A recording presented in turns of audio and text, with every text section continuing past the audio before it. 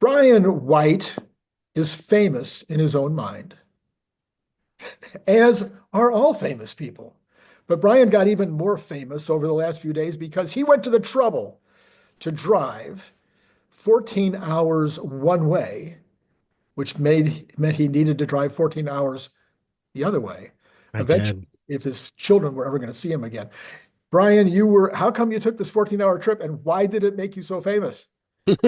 Love it.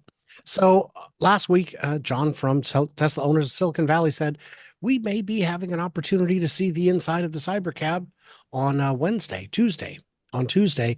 And no, Wednesday. And I said, just so you know, I am driving distance to the Bay Area, technically. Technically. And, and, I would make that drive if you can make it happen. And he said, book it.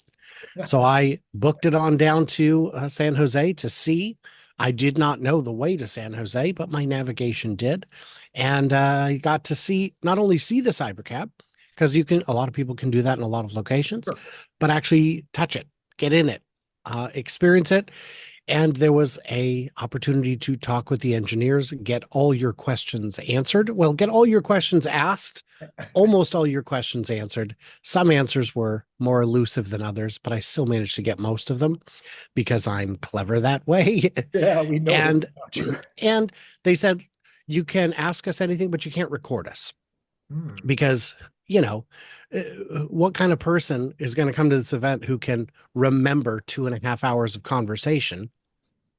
So I went ahead and just remembered 2.5. I used memory tricks. I would ask a question and then visually pin it to a part of the taxi so that I could go back and look at the taxi and remember all the places I left pins so Yes. that I could remember what we were talking about. And it was fantastic. I asked a lot of questions. I listened to everyone else's questions. I would grab curious people from the back of the crowd and drag them to the front so they could ask their questions. And I got some insights that we had not yet had on the Cybercab. Well, and for those of my followers, the folks in my audience who have already listened to all of Brian's videos, I'm sorry, we're just going to cover what he's already covered, but I know there's a bunch of you out there that have not heard or watched all of Brian's videos. So I wanted to get into the meat of the brain um, increase, the increase in brain matter that Brian got with regard to CyberCab. So, Brian, what would you call the biggest? Let's start from the top. Let's not Yeah, keep them waiting. What was the number one thing that you walked away with? it's a first principles design. All the other companies are saying, what if we had a car, but then made it so it can drive itself? And that's the wrong question. We already know how to do that. It's very difficult and expensive. This is going at it the other direction. This is saying, if we could build a cyber cab from nothing, what would it look like? What would it do? What would it be? And here's your answer. That's what it is. So a lot of people said, well, Brian, you didn't focus enough on the coefficient of drag. What is the coefficient of drag? And I said, it's higher than you think because most people don't understand how a coefficient of drag works. It's a function of the total facial area, so to speak. And because this has a very low profile, it doesn't, the coefficient of drag looks higher. The Semi famously has a coefficient of drag better than the Bugatti. So, wow, it's more aerodynamic. Oh, no, much less, but the coefficient of drag is lower. So you've got to ask the right questions or the right answer becomes impossible to find. So Right. they started with uh, the design had a couple things in mind. They said, do not make it so that it can be driven by a meat person. And that saves a lot of money. You can save every bit of money that way, but also make it in a way that it can be manufactured exclusively by robots. The Model 3 could not. The Model 3 they said, let's try and do the whole thing with robots, except that they had designed it to be built by humans. It made it impossible. So this has changed the philosophy of the design entirely so that they can get there. So then I guess my question, Randy, is which part do you want to tackle first, the manufacturing or the actual use case? Well, I have to claim, and people will know this about me. I'm very intrigued by the idea that it can be made 100% by robots. So does this include Optimi, or is this just regular old uh, yeah, just regular old robots, huh? Regular old Wow. industrial arm robot kind of things. There's a lot of things that you would have, like the wiring harness. Their robots are not good at fishing wires through something. This is going to be using the unbox method. So you don't have to fish wires. The wires are already done on an assembly, and then the assembly is added in. That makes it much easier. Uh, there was a question about, is it going to be a whole body casting?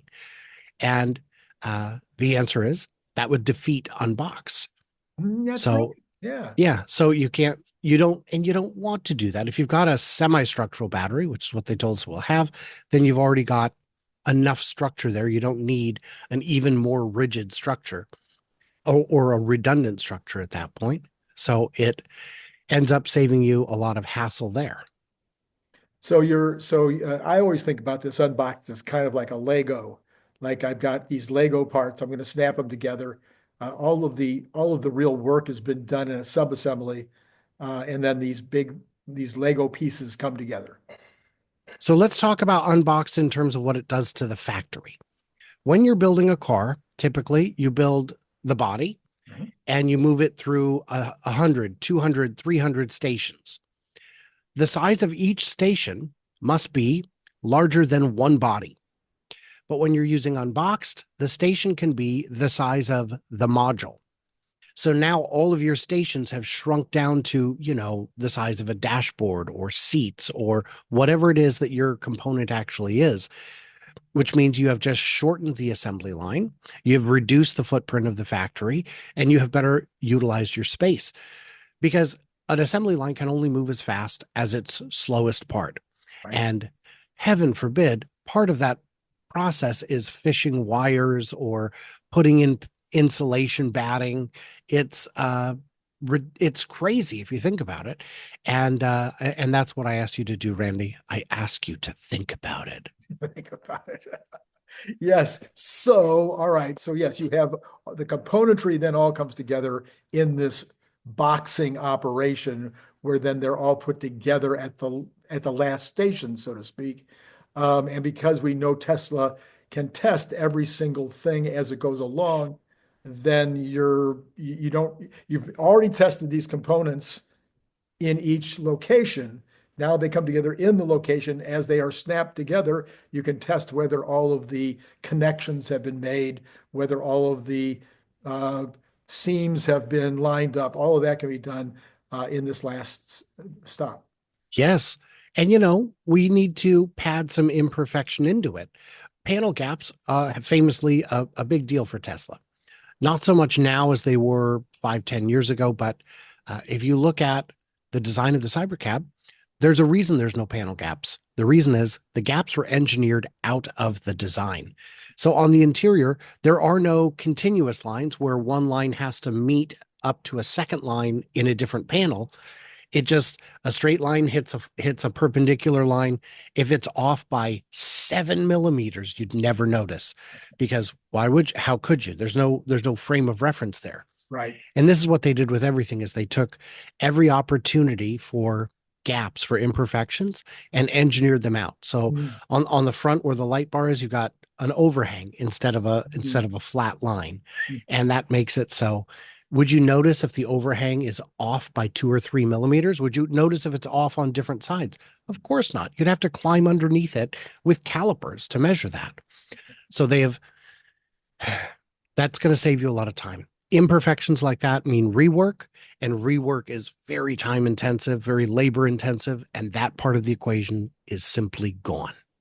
So then I think on the practical side, people had a lot of questions, and I didn't watch all of your videos, but I think I saw headlines on some of these as well as some of your description, that one of the issues has always been the size of the door, and that, oh my goodness, we're going to be banging into other cars with this massive butterfly wing.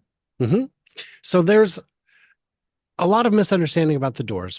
I had questions about the doors, but rather than jump to conclusions, I asked people who They were had my seen favorite them. band, by the way. I don't believe you. I No, thought, they were. really, I figured you more of a Lawrence Welk No, man. no, no, man. I'm a doors guy. So the way the doors, I I had questions. I was skeptical, but rather than jumping to conclusions, I asked people who had seen them. I asked people who had gone to the event, do they swing too wide? Is it easy to get in and out? And I asked Ken, my airbag buddy, whose mother has a mobility scooter and mobility needs. I said, do you think your mom can get in and out of this car? And he said, absolutely. It's as easy as getting into a couch and getting up from a couch, which is to say, it's not easy necessarily, but it's doable. It's fine. So the vehicle is 200 millimeters narrower than a Model S, which means the doors can, when the doors are all the way out, all the way open, all as far out as they're going to go, they're only about as far out as a Model S door is partway. When you go to the first stop to sneak out. Yeah. And this is a taxi. I don't know if you've ever been in a taxi, viewers out there, but a common thing to do is slide across from the curbside. There is enough room in this. You can just slide out the other side if you're really that worried about traffic. And the cab knows its place in physical space. It won't open the door into an object because it knows the object is there. Do you think that, I saw that, do you think this idea that the door cannot open into a bicycle, for instance, because I've been in the bicycle industry a while, and that is a big problem for bicycles. Do you think this idea now will go across all cars? It already has started rolling out in your Tesla. I saw an update on X. Someone posted a video, and the video is of the person looking into the side mirror, and you see a bicycle coming. Mhm. And as soon as his blind spot detection came on, he hit the door open button to try and hit the bicycle, so to speak. And it beeped at him, and a message came up on the screen that said, unsafe to open the door. Press it again if you want to override this. Nice. So it is already rolling out to other vehicles. So those someone's going to hit their head on that pointy corner. Guys, doors already have pointy corners. People already hit them. I'm sorry that you want me to carpet the world, but maybe you should put some slippers on. That's all I'm saying. And the design team did say, and I think it was Eric who said it, they may add more like reflective tape on the inside of the door to make it more visible. And that would mitigate some of that. But if it's we're talking, Beijing or Islamabad kind of levels of bicycles, get out the other side. Yeah. Slide over. It's a taxi. That's what people do in taxis, is they slide over. All right. So then I also heard you, I think at some point, talking about whether this is design complete. Is this what it's really going to look like? Because it's very, very nice design. It's a beautiful design. Famously, vehicles don't look like they're prototypes. We've seen some real stunners, and then they make the car and you're like, oh. We're hoping that's true for Jaguar. The Dodge Dart was my favorite example because they made these commercials where they were talking about doing it different. Everything's radical. And they show these sketches, but they don't show the car. I'm like, oh no, is it that ugly? So of course I had to look it up, and yeah, it was that ugly. It was that terrible. It had so little. I mean, I guess I can see where that drawing connects. What the team told me is, this is it. This is it.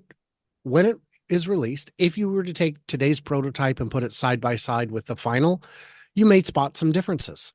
But this will be at least as close to the final as Cybertruck production model was to the prototype. Right. I can spot the differences.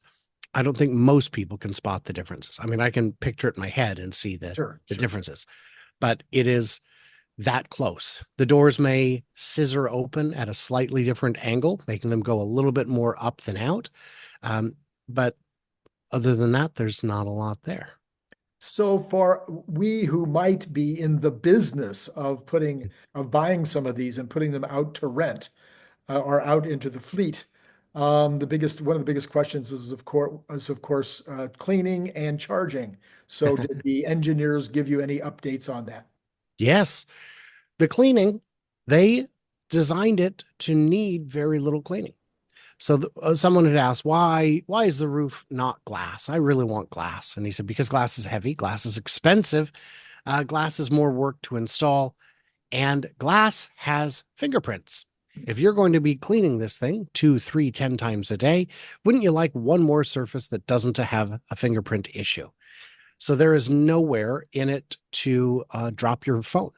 So there's no pockets in the door to clean out. There's no glove box. Mm, You will polish the screen, as you saw the robot do on the demo. right. You will vacuum the seats and floor, and you're kind of done. That's Mm. kind of it.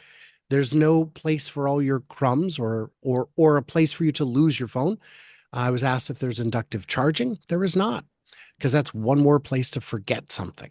Oh, one more place to forget something. Yeah, you don't want people to leave things in your car, Oh, in okay. your Oh, taxi. inductive charging for your phone. Inductive Oh, charging. right. You meant for the car too. Yes, yes, I hadn't gotten to that part yet. We yes. didn't discuss it. Oh, I discussed it a little bit. I said, are these going to be something that can be retrofitted to existing charging stations? And he said, yes, quickly and easily, but that's all that I got. I see. All right. Okay. And so then what about the drivetrain? I see you did an entire video about the I drivetrain. did. So I did. summarize. Yeah. So a lot of people are still saying, oh, they're going to make a human driven version of it. And I try to explain that what you have to change in order for that to work is everything, including the battery and motor. The motor, I said, boy, since you're not doing hard starts and you're not racing it, I said, you don't need 300 horsepower. You could probably do less than 100. And he said, also, he added to it, also, you only have to gear it to the speeds you know that you're going to go. Like, oh, yeah, you don't need to gear it to 110, 120. Right. No, I said, you can gear it to whatever the highest speed limit is in the US. I said, I think that's the San Antonio Expressway in Texas. And he's like, yeah, you just look at what you're using. And I go, and I think the speed limit there is 85. So I guess gear the whole car to 85. And then I paused and said, or was it 80? And he said, it's 85. Oh, okay. So if you're only geared to 85 and you don't need to do jackrabbit starts and stops, Right. how much horsepower do you need? Is 80 horsepower enough? Maybe. Wow. Maybe. Wow. So you've got a very small, and then I asked, Elon had talked about a motor without rare earth materials. Hmm. If you only need 80 horsepower, this could be it. And he said, that is a design philosophy that we have been told to pursue. So maybe they will be able to get that done for this vehicle. But if not, it really doesn't matter because it's going to be one of the smallest motors in the industry. With that, the battery, you don't have to have the ability to do rapid drain. You don't need to have to work in the amount of cooling in the loop so that you could do repeated 0 to 60 runs without overheating. You only need to do 0 to 60 once, and you only need to do it slowly. Yes. Because of comfort for the passenger. So the motor is going to be smaller, and this means the battery is going to be cheaper and smaller. Mm-hmm. The cooling system is going to need less capacity for robustness. Every part of it just got cheaper. And if you wanted to go back to a human-driven one, now you're going to need that bigger motor. Now you're going to need the bigger cooling. You've lost some efficiency. You've added some weight. So now you definitely need a bigger battery. It's a different car. It's a whole different car at that point. Well, just slap a steering wheel in there. No. Okay, so I don't suppose they had any kind of a price idea in mind.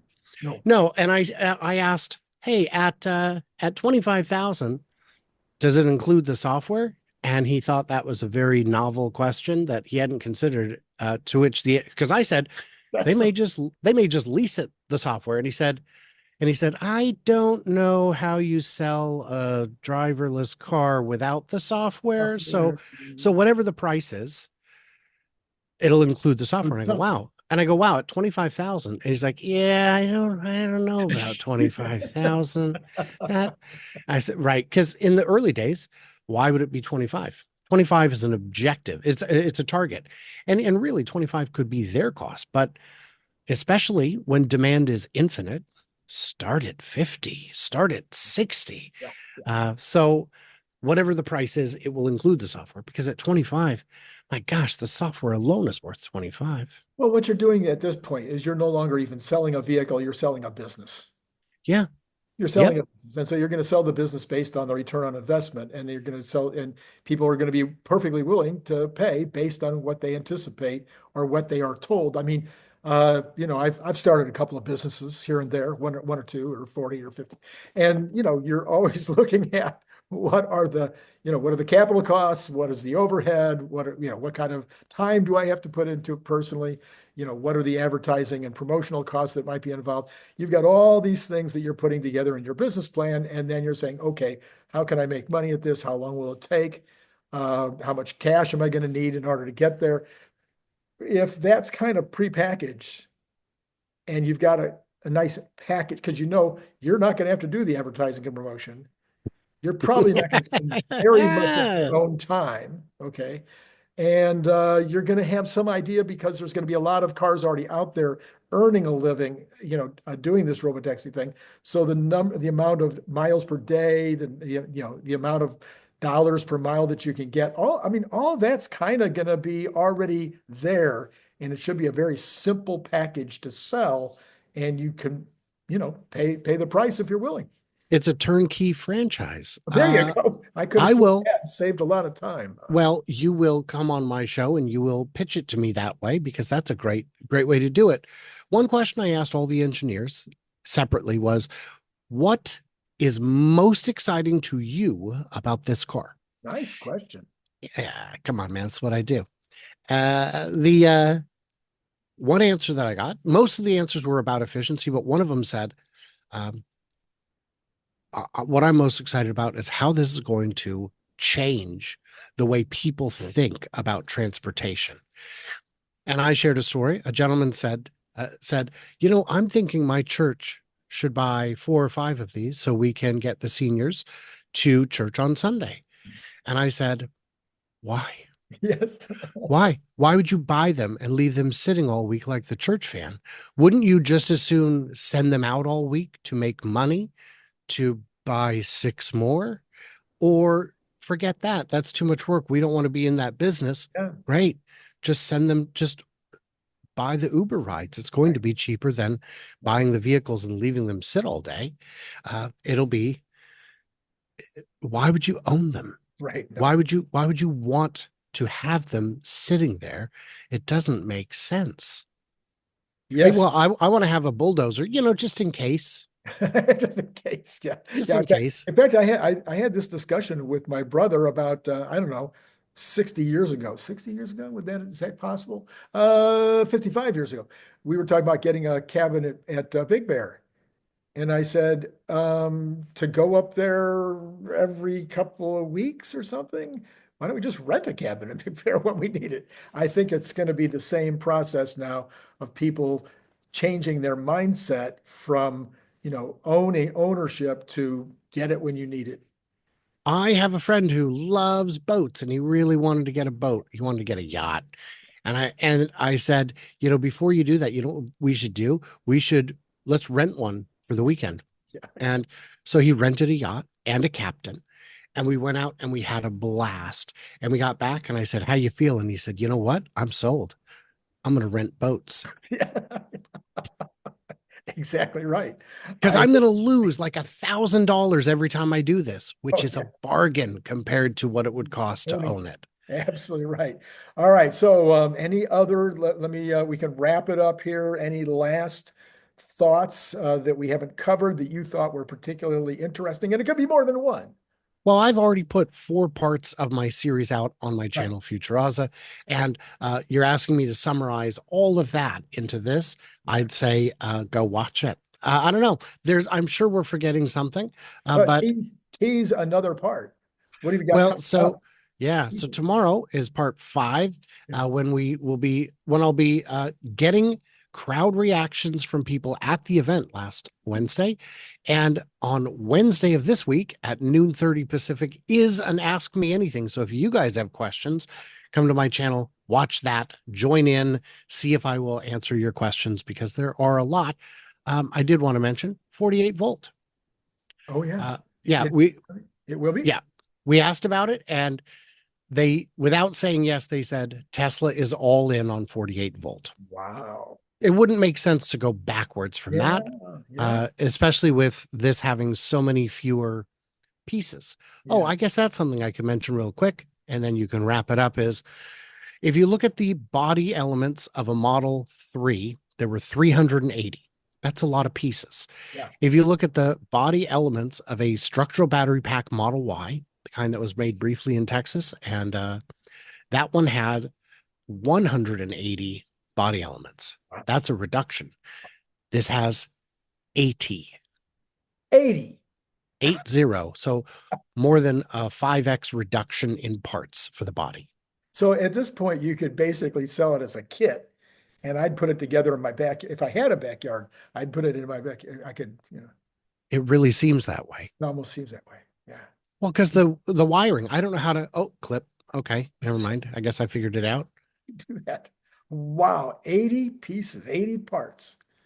For the main body. I For mean, ma- I don't imagine that includes, because No, a no, car it's has not the thousands double. of parts, No, but I'm getting yeah, it. yeah. It's all sub-assemblies, and then you put these 80 pieces together. It's phenomenal.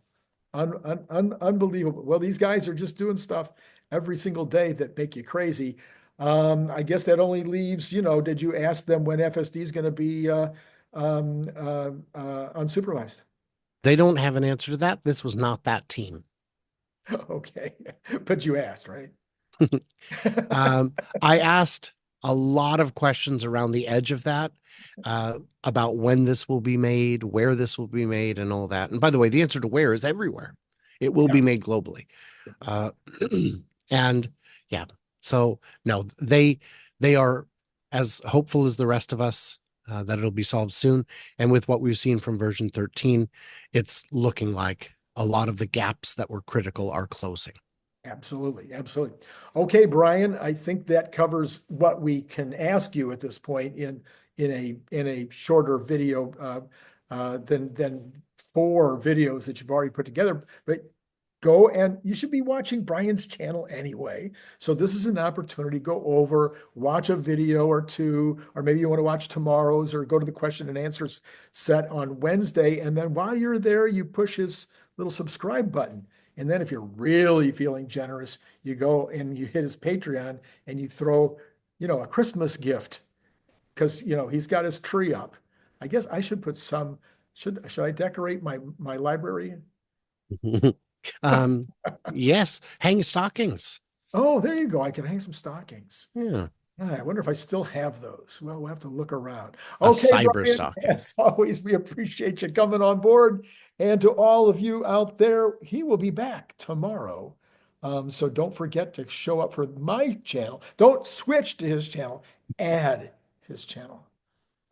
It's been great talking to you.